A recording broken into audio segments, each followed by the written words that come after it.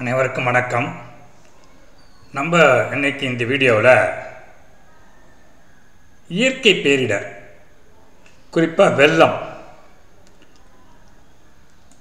அந்த வெள்ளம் ஏன் வருது, அந்த வெள்ளம் வரத்துக்கு காரணங்கள் என்ன, அந்த வெள்ளத்தினால் என்ன பாதிப்பு ஏற்படுது, அந்த வெள்ளத்தை எப்படி எதிர்கொள்ளலாம் அப்படின்னு பார்க்கலாங்க. இதே இந்த டாபிக் எடுத்தோம்னா, ஒவ்வொரு வருஷமும் இந்த நவம்பர் டிசம்பர் வந்தால் நம்ம மக்கள் ரொம்ப பாதிக்கப்படுறோம். இந்த மாதம் அதே போல் நவம்பர் கடைசியில் ஒரு 5-6 மாவட்டங்கள் பாதிக்கப்பட்டுச்சு. கடலூர், புதுச்சேரி, விழுப்புரம், கள்ளக்குறிச்சி, திருவண்ணாமலை, கிருஷ்ணகிரி, இப்படி எங்கே பார்த்தாலும் வெள்ளக்காடு. கிட்டத்தட்ட நானும் இந்த வீடியோ ஒரு வாரமாக போடாததுக்கு அது ஒரு காரணம். என்னன்னாக்கா, கரண்ட்டு சப்ளை இல்லை, நெட்டு கனெக்ஷன் கொடுக்க முடியல, இப்படி பல காரணங்கள். இந்த வெள்ளத்தினால நம்மளுடைய அன்றாட வாழ்க்கை பாதிக்கப்படுது. அதனால் அதை பற்றி தெரிஞ்சாலும் நம்மளுக்கு தெரிஞ்ச விஷயத்தை உங்களோட பகிர்ந்துக்கலாம் அப்படின்ட்டு இந்த வீடியோ போடுறேன். வெள்ளம் ஏன் வருது, என்னென்ன காரணம், என்ன விளைவு, அது எப்படி நம்ம எதிர்கொள்ளலாம் அப்படிங்கிறது தான் இந்த வீடியோனுடைய நோக்கம். வாங்க, வெள்ளம் ஏன் ஏற்படுதுங்கிறத முதல்ல பார்க்கலாம். வெள்ளம்னா என்னன்னா, ஆறு ஒரு குறிப்பிட்ட அளவு தான் தண்ணி அதை எடுத்துக்க முடியும், மேக்சிமம் கெப்பாசிட்டி. அதை தாண்டி ரொம்ப மழை பெஞ்சா அந்த ஆற்றுல போகிற தண்ணி கரையை தாண்டி வெளியில் பக்கத்தில் சமவெளிக்கு போகிறதுக்கு பேர் தான் வெள்ளம் அப்படின்னு பேர். இது ஆறு ஒட்டுக்கு நெருக்கமாக இருக்கிற ஏரியாவுக்கு பொருந்தும். இதே மற்ற இடத்துல பார்த்தீங்கன்னாக்கா, டவுன் அந்த ஏரியாவிலும் தண்ணி நிறைய நிற்குது, வெள்ளம் வருது. அப்படிக்கு என்ன காரணம், நிறைய கட்டடங்கள், சாலைகள், சிமெண்ட் ரோடுகள் இப்படிலாம் இருக்கனால மழை பெய்கிற தண்ணி பூமிக்கு அடியில் போக முடியாமல் அப்படியே வெள்ளமாக டவுனுக்குள்ளேயும் வருது. அப்போ எப்படின்னா, மழை ஒரு நாளைக்கு பெஞ்சுன்னா அந்த பெய்கிற தண்ணி பூமிக்கு அடியில் போயிடும், உட்புகுந்துடும். இன்ஃபில்ட்ரேஷன் பேர், பர்குலேஷன் பேர். அந்த பூமி வாங்கிக்கும். ஆனால் மழை தொடர்ச்சியாக பெய்யும்போது அந்த இன்ஃபில்ட்ரேஷன் ஃபுல்லாக ஆகிப்போச்சு, சேச்சுரேட் ஆகிப்போச்சு, ஃபுல்லாக செறிவடைஞ்சிருச்சு. அப்போ தண்ணி மேலே போகிறது, கீழே போகிறதுக்கு வழி இல்லை, அப்போ மேலே போகுது. நம்ம என்ன பண்ணுறோம், நம்முடைய வசதிக்கு வீடு, கட்டடங்கள், சாலைகள், சிமெண்ட் ரோடுகள் போட்டு வச்சுருக்கோம். அப்போ என்ன ஆகுதுன்னா, தண்ணி எங்கேயும் உள்ளார போக முடியாமல் அப்படியே வெள்ளமாக மாறுது. இதுதான் அந்த வெள்ளத்தினுடைய ஏன் வருதுங்கிறதுக்கு காரணம். ஆறு ஒட்டி இருக்கிறதுல மழை தண்ணி ரொம்ப அதிகமாக போச்சுன்னா அந்த ஆறால் எல்லா தண்ணியும் எடுத்துகிட்டு போக முடியாது. அதனால் கரையை தாண்டி வெளியில் வந்துடுது. அதனால் அந்த ஆற்று ஒட்டி உள்ள பகுதி பாதிக்கப்படுது. மற்ற டவுன் ஏரியாவில் ஏன் பாதிப்பு ஏற்படுதுனாக்கா, நிறையா தண்ணி ஒரு நாள் 2 நாளைக்கு மேலே மழை பெய்யும் போது தண்ணி பூமிக்கு அடியில் போக முடியாமல் எக்ஸஸ் ஆகி வெளியே வருது. அப்படி வெளியே வரும்போது நம்ம பில்டிங்கு, நிறைய கட்டடங்கள், சாலைகள், சிமெண்ட்டு தரைகள் இப்படி போட்டு வச்சதுனால என்ன ஆகுதுன்னா, தண்ணி எங்கேயும் போக முடியாமல் அப்படியே வெள்ளமாக வருது. இதுதான் வெள்ளத்துக்கான முக்கிய காரணம். அப்புறம் இந்த குறிப்பாக வேறு என்ன காரணங்கள் நம்ம பார்த்தோம்னா, காற்றழுத்த தாழ்வு மற்றும் புயல் காரணமாக கனத்த மழை, இதுதான் முக்கியமான காரணம். காற்றழுத்த தாழ்வு மன்றம் ஃபார்ம் ஆகுது, உருவாகுது, புயல் உருவாகுது, அதனால் மழை நிறைய பெய்யுது, அதனால் வெள்ள பாதிப்பு ஏற்படுது. இது இதான் முக்கியமான காரணம், குறிப்பாக இந்த ரெய்னி சீசனில், மழை காலத்தில். அப்புறம் என்ன காரணம்னா, கனத்த மழையால் அதிகப்படியான மழை நீரானது நீர்பிடிப்பு பகுதியில் இருந்து கீழே இறங்கி வருவதால் வெள்ளம் ஏற்படுகிறது. இங்கே நம்ம ஏரியாவில் கம்மியாக கூட பெஞ்சிருக்கோம். ஆனால் இதே ஒரு நீர்பிடிப்பு பகுதின்னு இருக்கும். ஒரு ஆறு இருக்குன்னா ஆறுக்கு ஒரு நீர்பிடிப்பு பகுதி. இப்போ காவிரி இருக்குன்னா காவிரி, கர்நாடகா, குடகு மலை, அங்கே மழை பெஞ்சாலும் காவிரி அந்த தண்ணி நிறைய பொங்கி வரும். அப்போ நீர்பிடிப்பு பகுதியில் நிறைய மழை பெஞ்சாலும் தண்ணி ஆற்றுல வெள்ளமாக நம்ம ஏரியாவும் பாதிக்கப்படும். அதுக்கப்புறம் வேற என்ன காரணம் அப்படின்னா, ஆறுகளில் அதிக அளவு மண் படிந்திருப்பதால் தண்ணீர் கடலுக்கு எளிதாக போக முடியாமல் கரை வழியே பக்கத்தில் உள்ள தாழ்ந்த பகுதிக்கு வெள்ளை நீராக பாய்ந்துவிடும். அதாவது ஆற்றுல தண்ணி போகுது, ஆற்றுல என்ன நிறைய முதலே வந்து மண் படிஞ்சிருக்கு, அப்போ அது வந்து ஃபுல் கெப்பாசிட்டியோ போக முடியல. அப்போ என்ன ஆகுது, மண் நிறைய படிஞ்சிருக்குல்ல, மேடாக இருக்கனால பக்கத்தில் உள்ள கரையை உடச்சிக்கிட்டு வெளியில் வருது. அதனால் ஆற்றுல நிறைய மண் படிஞ்சிருந்தாலும் அதுவும் ஒரு காரணம். ஏன்னா அந்த ஆற்றுடைய தண்ணி போயாகணும் கடலுக்கு, அப்போ போக முடியாது, நிறைய மண் இருந்து தடுக்குது. அப்போ தடுக்கிறதுனால தண்ணி என்ன ஆகுது, கரையை உடச்சிக்கிட்டு வெளியில் வந்து வெள்ளமாக போகுது. அது ஒரு காரணம். தடுப்பணைகள் கட்டுவது நீர் சேமிக்கவும் பயனாகும். அதே சமயம் அதே வெள்ள நீரை கடலுக்கு போக விடாமல் தடுத்து நிறுத்தும். இப்போ அங்கங்கே பார்த்தீங்கன்னாக்கா தடுப்பணை கட்டிருப்பாங்க ஆற்றுல. அந்த தடுப்பணைனாக்கா வெயில் காலத்தில் மழை கம்மியாக பெஞ்சுன்னா அந்த அணை வந்து தடுத்து நம்மளுக்கு வந்து விவசாயத்துக்கு மற்றது பயன்படுத்த முடியும். அதே தடுப்பணை என்ன ஆகுதுனாக்கா வெள்ளம் வரும்போது தடுத்துவிட்டு நேராக கடலுக்கு போக முடியாமல் இந்த பக்கம் அந்த ஏரியாவில் பக்கத்து உள்ள ஏரியாவுக்கு தண்ணியை திருப்பி விடுவோம் வழிவகை இருக்குது. அதில் தடுப்பணை வந்து ஒரு பக்கம் நல்லதாக இருக்கும், ஒரு பக்கம் வந்து இந்த மாதிரி மழை சீசனில் ரொம்ப வெள்ளம் வரும்போது அதுவே நம்மளை பாதிக்கவும் செய்யறதுக்கு சான்ஸ் இருக்குது. அப்புறம் அணையிலிருந்து நீரை திறந்து விடுவதாலும், திடீர்னு அணையிலேருந்து தண்ணியை திறந்து விடுறாங்க, அதனால வெள்ளம் வரலாம்.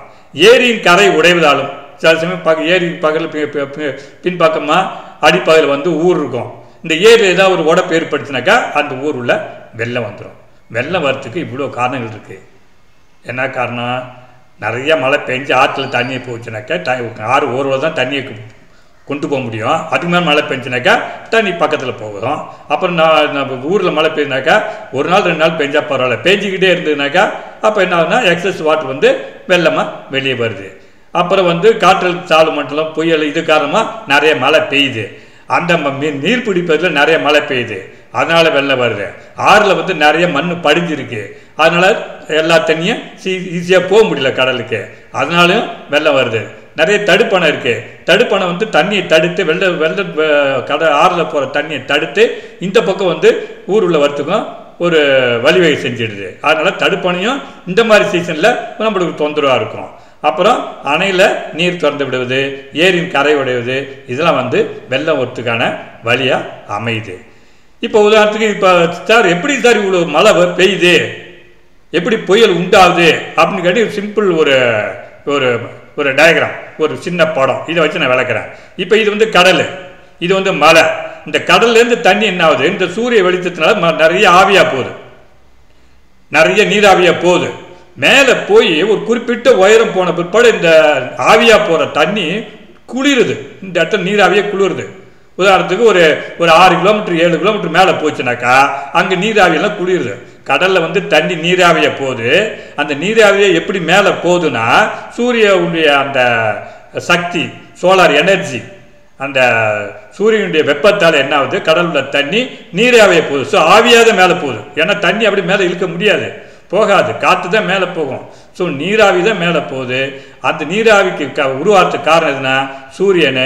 ஸோ கடல்லேருந்து எல்லா தண்ணியும் நீராவியாக மேலே போகுது. ஒரு குறிப்பிட்ட உயரம் போன பிற்பாடு அந்த நீராவியை போன தண்ணி குளிர்ந்து அப்படியே மழையை பெய்யுது. குறிப்பாக நீங்கள் ஒரு அப்ராக்சிமேட்டாக ஒரு கணக்கு நம்ம சொல்கிறோம்னா ஒரு 84% தண்ணி வந்து கடல்லேருந்து நீராவிய போகுது, மீதி ஒரு 16% தான் இந்த நிலப்பரப்புலேருந்து தண்ணி நீராவிய போகுது. இதான் மொத்தம் நீராவி 100%.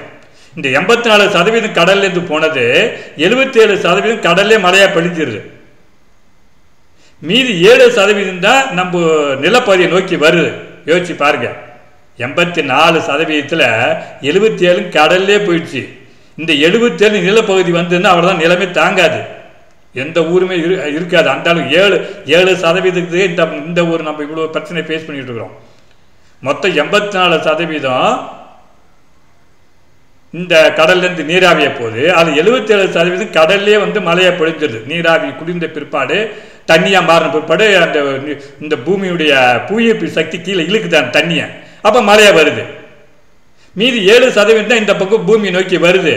இங்கே ஒரு 16% இருக்குது. எது, இந்த பூமியில் உள்ள அந்த ஆற்றுல போகிற தண்ணி, ஏரியில் போகிற தண்ணி, குளத்தில் உள்ள போகிற தண்ணி, இந்த தாவரத்தில் உள்ள தண்ணி, மண்ணில் உள்ள தண்ணி எல்லாம் நீராவியாக ஆகுது. அது ஒரு 16%, இது ஒரு 7%, மொத்தம் 23%. இந்த 23% மேலே போய் குளிர்ந்து இந்த 23% மழை நீராக இந்த நிலப்பகுதியில் பொழியுது மழையில். ஸோ 23% மழை எந்த சைடு? நிலப்பகுதி. மீதி 77% மழை எந்த சைடு? கடல் சைடு. மொத்தம் 100 சரியாக போச்சு. 100% ஆவி ஆகுறதுல 84% கடல்லேருந்து தான் ஆவி ஆகுது. மீதி 16% நிலப்பகுதியிலேருந்து ஆவி ஆகுது. இது ஆவி ஆகுது 100%. இந்த ஆவியா போன 100% எப்படி கீழே வருதுன்னா 77% கடல்ல மழையா பொழிஞ்சிருது. மீதி 23% நிலப்பகுதியில் நீராவியா இது மழை தண்ணியா கீழே வந்து வருது. அதில் கொஞ்சம் வந்து கிரவுண்ட் வாட்டரை கீழே போயிடுது, கொஞ்சம் சாயில் பிடிச்சி வச்சுக்குது, கொஞ்சம் தான் மேல் பகுதி வெள்ளமாக வெளியே வருது. அது பேர் சர்ஃபேஸ் ரன் ஆஃப்னு பேர். அந்த 7% தண்ணி தான் இப்போ நம்மளுக்கு இவ்வளோ பிரச்சனையை இதை வெள்ளமாக நம்மளுக்கு வந்து இவ்வளோ தூரம் பண்ணுது. இதெல்லாம் இயற்கையினுடைய ஒரு இது ரெகுலர் ஆக்டிவிட்டீஸு. ரெகுலராக இயற்கை வந்து பண்ணுறது தான். நம்ம அதுந்தாப்புல என்ன பண்ணணும், நம்ம இது பண்ணிக்கணும், தகவமைச்சிக்கணும். இதுதான் வந்து நீர் சுழற்சின்னு பேர். இப்படி தான் கடல்லேருந்து தண்ணி மேலே போகுது. எதுக்கு? இந்த வாயுமண்டலத்துக்கு போகுது. வாயுமண்டலத்தில் மேலே போன நீராவி வந்து குளிர்ச்சி அடையுது. மேலே குளிர்ச்சி அடைஞ்சு அப்படியே கீழே வந்து மழையாக பொழியுது. கடலில் முக்கால்வாசி மழை கடல்லே போயிடுது. மீதி கொஞ்சம் தான் வந்து நிலப்பகுதிக்கு வருது. அந்த நிலப்பகுதிக்கு வந்தது கொஞ்சம் பூமிக்கு அடியில் போயிடுது. கொஞ்சம் சாயில் பிடிச்சி வச்சுக்குது, கொஞ்சம் பிளான்ட்லாம் எடுத்துக்குது. மீதி தண்ணி தான் வெள்ளமாக வந்து திருப்பி கடலுக்கே போகுது. இது வந்து இது சைக்கிள் ப்ராசஸ். இது வந்து சுழற்சி சுற்றிக்கிட்டே இருக்கும். நாங்கள் தண்ணி வந்து வராது, தண்ணி வந்து ஷார்ட்டேஜ் வரும், தண்ணி வந்து பின்னாடி வந்து பற்றாக்குறைலாம் இருக்கவே இருக்காது. சூரியன் இருக்கும் வரை நீர் இருக்கும், கடல் இருக்கும். சூரியன் இருக்கும் வரை கடல் இருக்கும் வரை நீர் சுழற்சி நடக்கும். அதனால் இந்த பூகோளத்தில் இந்த பூமி பந்தில் நீர் பிரச்சனையே இருக்காது. இந்த சூரியனும் இந்த கடலும் இருக்கும் வரை. ரைட்டுங்களா? வாங்க இப்போ நம்ம வந்து வெள்ளத்தால் ஏற்பட பாதிப்பு என்னென்னு பார்க்கலாம். எல்லாத்துக்கும் தெரிஞ்சது தான், இருந்தாலும் உங்களுக்கு சொல்கிறேன்.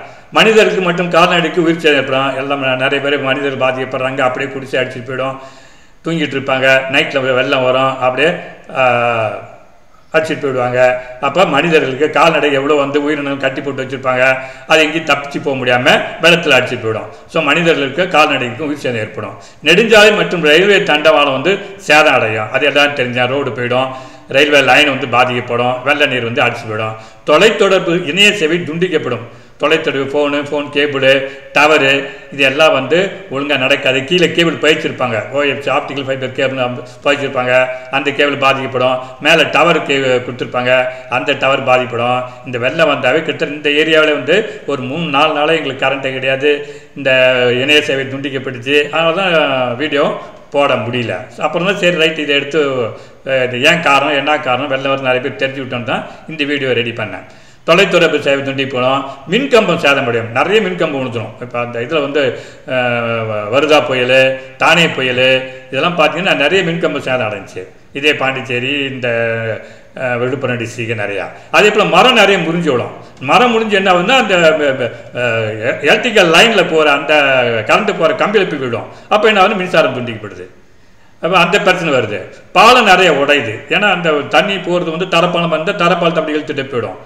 இல்லை பாலம் கொஞ்சம் வீக்காக இருந்துச்சு, ரொம்ப பழைய காலத்து பாலம் இருந்தால் பார்த்து அப்படியே இழுத்துட்டு போயிடும். அதனால் வீக்கு கன்ஸ்ட்ரக்ஷன் அந்த மாதிரி இருந்தாலும் பாலம் உடையுது. சுரங்கப்பகுதி இது நெய்வேலி அந்த மாதிரி இருந்துச்சுனாக்கா எல்லாம் ஓப்பன் காஸ்ட் மைன்ஸு, அதாவது திறந்த வெளி சுரங்கம். அப்போ திறந்த வெளி சுரங்க மழை 3 நாள் பெஞ்சாங்கன்னா அந்த சுரங்கத்துக்கு தண்ணி வந்துடும். அதனால் சுரங்கம் வந்து சுரங்கப்பணி பாதிக்கப்படும். அப்புறம் விமான சேவை என்னன்னாக்கா அது வந்து நிறைய தண்ணி வந்து அந்த ஓடுதளத்தில் தண்ணி நிற்கும். அப்போ விமானம் இறங்க முடியாது, ஏற முடியாது. அதனால் வந்து விமான சேவை பாதிக்கும். விவசாய பயிர்கள் ஃபுல்லாக வந்து விவசாயத்தில் ஃபுல்லாக தண்ணி அக்ரிகல்ச்சர் லேண்ட் ஃபுல்லாக தண்ணி 6 அடிக்கு 1 அடிக்கு நிற்கும். அப்போ எல்லா பயிரும் மூழ்கி அப்படியே அழுகி போயிடும். அதனால் விவசாயம் நிறைய பாதிப்படும். அப்புறம் இன்னொன்று முக்கியமான பிரச்சனை, குடிநீருடன் சாக்கடை நீர் கலந்துடும். சாக்கடை நீரும் இந்த மழை தண்ணி மிக்ஸ் ஆகி ஏதாவது குடிநீர் ஏதாவது வச்சுன்னா அதில் போய் இதாகிடும், ஜாயின் ஆகிடும். அப்போ என்ன நீர் மாசுபாடு, குடிநீர் வந்து கெட்டுடும். இந்த குடிநீர் கெட்டினால அது நம்ம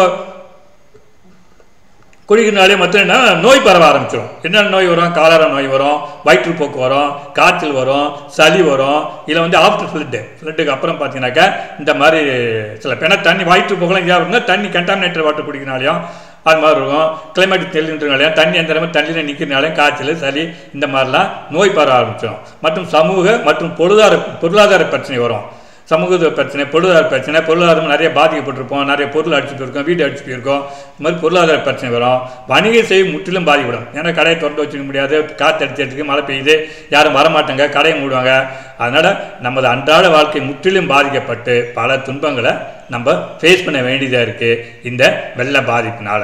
இப்போ பாருங்கள், அந்த வெள்ள பாதிப்புடைய சில ஃபோட்டோஸ் ஒன்று காமிக்கிறேன், அப்படியே கொஞ்சம் கொஞ்சம் பாருங்கள். எவ்வளோ பாருங்கள், அந்த பெரிய காருகள்லாம் வந்து பாதி காரை வழியே மூழ்கிடுச்சு. நிறைய காரு, நிறைய பெண். அதே மாதிரி கடலூர் அப்படி தான் நிறைய அந்த தென்பெண்ணை ஆற்றுடைய இதில் வந்து ஆற்று ஊட்டி வச்சுருந்த அந்த இதெல்லாம் வந்து தென்பெண்ணை ஆறு, கெடில மாதிரி அதுக்கு ஆற்று பாரு இந்த ஷெட்டில் வச்சுருந்த கார் நிறைய வந்து போயிட்டு தான் சொல்கிறாங்க பேட்டியில். அதே போல் பார்த்தீங்கன்னா அன்றாட வாழ்க்கை மக்கள் தெருவில் இந்த மாதிரி இருந்தால் அவங்க எப்படி போக முடியும், எப்படி வந்து அவங்க அன்றாட வாழ்க்கையை பார்க்க முடியும், தூங்க முடியும், இப்படி பல பிரச்சனைகள். இது அப்படியே ரயில்வே ட்ராக்கு சுத்தமாக போயிடுச்சு. அப்போ ரயில்வே சேவை பாதிக்கப்படுது. அதுக்கப்புறம் பார்த்தா பெரிய லாரி எல்லாம் பார்த்தா ஏதோ அவசரத்தை ட்ரை பண்ணிருப்பாங்க போயிடலாம் அப்படின்ட்டு டக்குன்னு பார்த்தா அந்த லாரி எல்லாம் அப்படியே வந்து மாட்டிக்கிச்சு. அதுக்கப்புறம் பார்த்தா ஒரு ஃபேமிலி வீட்டு உள்ளார வந்து தண்ணி வந்துடும். அப்புறம் எப்படி ஆள் தப்பிச்சா போகுதுன்ட்டு வெளியே வர்ற மாதிரி வந்துடுவாங்க. இது பார்த்து பெரிய ஒரு thermal power plant. So thermal power பிளான்ட்டை சுற்றி மாதிரி நம்மளுக்கு இங்கே பவர் சப்ளை எப்படி வரும்? இதுதான் பவர் ப்ரொடக்ஷன். அந்த தெர்மல் பவர் பிளான்ட்டை சுற்றியே வந்து தண்ணி நிற்கும்போது அவங்க அன்றாட வாழ்க்கை அவங்களுக்கு பாதிக்கும். அதனால் வந்து இண்டஸ்ட்ரி ஃபுல்லாக அஃபெக்ட் ஆகுது. அதனால் கரண்ட்டை பாதிக்க முடியும். இது பயோடைவர்சிட்டி. இந்த மாதிரி புலி, சிங்கம் ஒரு பார்க்குள்ளே போச்சுனாக்கா அங்கே உள்ள அனிமல்ஸ் எல்லாமே தப்பிக்க முடியாமல் அதெல்லாம் இறந்து போகும். அதுக்கப்புறம் பார்த்து பில்கிரிம் சென்டர் பெரிய பெரிய இதுவே கோயில் உள்ளே வந்து தண்ணி வந்துடும். அப்போ அதுவும் வந்து ஒரு வெள்ள பாதிப்பை ஒரு பார்க்க வேண்டிய சூழ்நிலை வரும். இது வந்து பெட்ரோல் பங்க் உள்ளார பார்த்தீங்கன்னா தண்ணி வந்து இப்போ தண்ணி போயிட்டு உள்ளார போயிடுச்சுன்னு வச்சுங்க, அந்த பெட்ரோலும் தண்ணியும் கலக்க ஆரம்பிச்சிருக்கும். ஸோ இந்த மாதிரி தண்ணியை குடினாலே நம்மளுக்கு என்ன ஆகும்? வயிற்று பிரச்சனை வரும். இதெல்லாம் வந்து இந்த ஃப்ளட்டு அந்த வெள்ளம் ஏற்படுத்தக்கூடிய பிரச்சனை. சரி சார், இது எப்படி சார் நம்ம எதிர்கொள்ளலாம்? இந்த வெள்ளத்தை வந்து எப்படி நம்ம வந்து எதிர்கொண்டு கையாளலாம், எப்படி மேனேஜ் பண்ணலாம் அப்படின்னு பார்த்தீங்கன்னா ஒரு பாயிண்டாக சொல்கிறேன். நீர்பிடிப்பு பார்த்து காடுகள் வளர்த்து உபநீர் தடுக்கலாம். நீர்பிடிப்பு நான் சொன்னேன், இப்போ காவிரினா கொடுமலை கர்நாடகாவில் இருக்குது. அங்கே நீர்பிடிப்பில் மழை பெஞ்சு இங்கே தண்ணி வரும். அங்கே நிறைய வந்து மரத்தை வளர்த்து இழுத்து அந்த மரம் வந்து நிறைய வேர் பிடிப்பாக தண்ணியை கொஞ்சம் இழுத்துக்கும். அப்படிங்கிறப்ப அங்கே நிறைய அஃபாரஸ்டேஷன் பண்ணலாம். அது ஒரு முறை. அதாவது வந்து நீர்பிடிப்பு பகுதி கேட்ச்மெண்ட் ஏரியா அங்கே வந்து நிறைய மரம் வளர்த்து இழுத்து அங்கே ரெடி பண்ணோம்னாக்கா இங்கே வர்ற தண்ணி வந்து குறைக்கலாம். அது ஒரு வழி. பட் அது கொஞ்சம் ஒரு கம்மியான வழி தான். அப்புறம் பெரிய ஆறுகளை சிறிய ஆறுகளும் இணைக்கலாம். ஒரு பகுதியில் மழை பெய்யும், இன்னொரு பகுதியில் மழை பெய்யாது. அப்போ மழை பெய்யுது, நம்ம ஆறுகளை கனெக்ட் பண்ணி வச்சிட்டோம்னா இங்கே வர்ற தண்ணியை திருப்பி அந்த ஆற்றுல விட்டுலாம். அது இந்த வட மாவட்டம் பாதிக்கும், தென் மாவட்டம் ஃப்ரீயாக இருக்கும். அப்போ வட மாவட்டம் தென் மாவட்டத்தில் ஆறை இணைச்சிட்டோம்னா இந்த ஆற்று தண்ணியை மழை காலத்தில் அப்படியே திருப்பி விட்டோம்னா அது ரிவர் லிங்கிங் ப்ராஜெக்ட். அந்த சின்ன பெரிய ஆற்று சின்ன ஆற்றோட லிங்க் பண்ணி விட்டோம்னா எந்த இடத்துல மழை பெய்யலையோ வெள்ளம் வரலையோ அந்த ஃப்ரீயாக இருக்கிற ஆற்றுல இங்கே வெள்ளம் வர்ற பாதிலேருந்து அங்கே திருப்பி விடலாம். அது ரிவர் லிங்கிங் ப்ராஜெக்ட். அந்த மாதிரி பண்ணால் ஓரளவு வெள்ளத்தை வந்து ஓரளவு சமாளிக்கலாம். அப்புறம் வெள்ள பாதிப்பு வரைபடங்களை தயாரித்து முன்னெச்சரிக்கை நடை எடுக்கலாம். ஃப்ளட் ஹசார்ட் ஜோன் மேப்னு பேர். அதாவது வந்து இப்போ வெள்ளம் வந்திருக்கு, இந்த மாதிரி ஒரு வருஷம் வெள்ளம் வந்துட்டு இருக்கு. அப்போ வந்து ஃப்ளட் ஹசார்ட் ஜோன் மேப்பை ப்ரிப்பேர் பண்ணுவாங்க. அந்த வெள்ள ஹசார்ட் ஜோன் மேப்பு, அதாவது வெள்ள பாதிப்பு மேப்பை ரெடி பண்ணி இப்போ இந்த பாதிப்புலாம் இந்த நவம்பர் டிசம்பர் வரும், அப்போ வந்து கவனமாக இருங்க அப்படின்னு சொல்லி அந்த பாதிப்பு பகுதி என்ன பண்ணணும் ஐடென்டிஃபை பண்ணி மேப்பை ரெடி பண்ணி முன்னாடியே என்ன பண்ணலாம் அலர்ட் பண்ணலாம். அது ஒரு முறை. அப்புறம் ஆறுகளின் வழித்தடங்கள் வீடுகள் மற்றும் இதர கட்டுமான பணிகள் ஏற்படுத்தாமல் ஆறுகளை பராமரிக்கலாம். அந்த ஆற்று வழித்தடத்து வழியாக தான் அந்த வெள்ள தண்ணி போகுது. அதுக்கு பதில் நிறைய வீடு வேற ஏதாவது கட்டுமானம் வச்சுட்டோம்னா அப்போ தண்ணி என்ன ஆகுதுனாக்கா வீடு உள்ளாரையும் பக்கத்துலையும் வந்துட்டு வெள்ளமும் வந்துடுது. அப்போ அந்த ஏரியாவில் வந்து வீடு இல்லாமல் அந்த மாதிரி ஆற்று வழித்தடத்தை ஃப்ரீயாக அது வந்து வெள்ள தண்ணி வந்து கடலுக்கு போகிற மாதிரி நம்ம செய்யணும். அதுக்கு வந்து அந்த வீடோ மற்ற எதுவும் வேறு கட்டுமான பணிகளோ ஆறில் ஏற்படுத்தாத மாதிரி அப்போ நம்ம என்ன பண்ணணும் வாட்ச் பண்ணிக்கிட்டே இருக்குன்னு அப்படி பார்த்தாலும் வந்து அந்த வெள்ளம் வந்து பாதிப்பை குறைக்கலாம். அப்புறம் பொதுமக்களுக்கு வெள்ள முன்னெச்சரிக்கை வாட்ஸ்அப் குழுக்கள் மூலமாக தெரிவிக்கலாம். வெள்ளம் வருது அப்படி இப்படின்னு சொல்லி வாட்ஸ்அப் குரூப் நிறையா அந்த குறிப்பாக நவம்பர் டிசம்பரில் ரெடி பண்ணி டக்குன்னு மெசேஜ் அதில் போட்டு விட்டோம்னாக்கா மக்கள் வந்து ஓரளவு கொஞ்சம் விழிப்பாக இருக்கிறதுக்கு சான்ஸ் இருக்குது. அது மூலிமா ஓரளவு அந்த சேதாரத்தை தடுக்கலாம். ஆறுகளை கோடைக்காலத்துக்கு தூர்வார்கள் மற்றும் அந்த கரைகளை பலப்படுத்தி உயர்த்தி செப்பனிடலாம். கோடை காலத்து என்ன பண்ணணும், இந்த ஆற்றோட இதை வந்து மண்ணுங்கள்லாம் தூர்வாரி அந்த கரையை நல்லா பலப்படுத்தி இன்னும் கொஞ்சம் உயரமாக்கி, இப்போ இருக்கிற வயத்தோட இன்னும் கொஞ்சம் உயரமாக்குன்னா ஆற்றுல போகிற தண்ணி அப்படியே போய் எல்லா தண்ணியும் கடலுக்கு போயிடும், ஊரில் வராது. அது ஒரு இது வழி செய்யலாம். அப்புறம் அணைகளில் மழைக்காலங்களில் வரும் நீரை சேமிக்க அணையின் மட்டத்தை உயர்த்த உரிய நடவடிக்கை எடுக்கலாம். ஒரு அணை இருக்குது, மேட்டூர் அணை இருக்குது, சாத்தனூர் டேம் இருக்குது, இப்படி பல அணைகள் இருக்குது. அந்த அணைகள் என்ன பண்ணு, இப்போ எவ்வளோ இருக்கிற உயரமோ அது உயரத்தை இன்னும் கொஞ்சம் கூட்டி மழை பெஞ்சுன்னா அது தண்ணி அங்கேயே சாகரம் வர மாதிரி அதனுடைய அணையின் மட்டத்தை வந்து இன்னும் கொஞ்சம் உயர்த்த நம்ம நடவடிக்கை எடுத்தோம்னா தண்ணி அங்கேயே தேங்கி நிற்கும். கோடை காலத்தில் அது பயன்படும்.